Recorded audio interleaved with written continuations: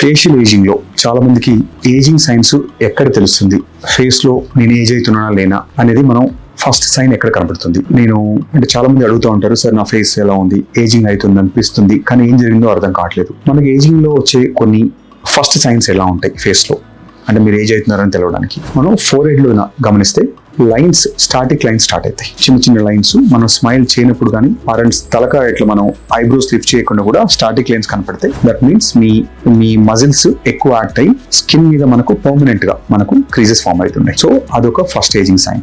Mid face కి వచ్చేసరికి natural folds అంటాం. ఈ నోస్ పక్క నుండి ఫోల్డ్స్ డీప్ అవుతాయి. ఇది ఎప్పుడు ఎందుకు అవుతుందంటే కామనెస్ట్ రీజన్ ఒకటి, లిగమెంట్స్ అనేది యూజువల్ గా మనకు లేటరల్ గా ఉంటాయి.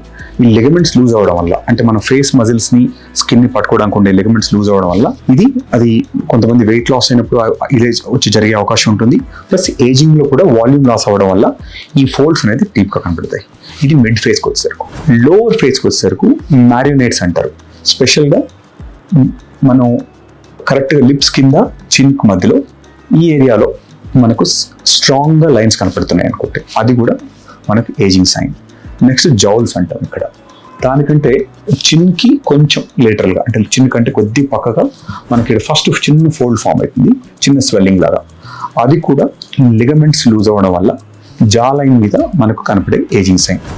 ఇలాంటి ఎటువంటి సైన్ ఉన్నా దట్ మీన్స్ మీరు రెండు రీజన్స్ ఉండొచ్చు.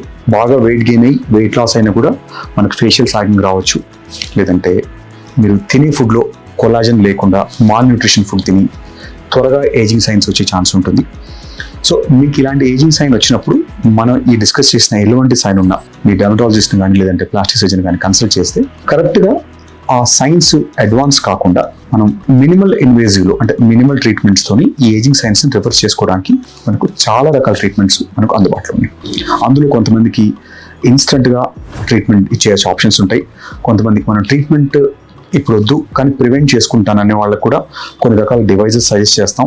సో దట్ మనం కొలాజన్ మళ్ళీ ఇంప్రూవ్ చేయడానికి. దాంతోపాటు మనం ఓవరాల్గా కూడా వాళ్ళు ఏమేమి మెడిసిన్ తీసుకోవాలి, ఏమేమి సప్లిమెంట్స్ తీసుకుంటే ఏజింగ్ సైన్స్ని స్లో చేసుకోవచ్చు.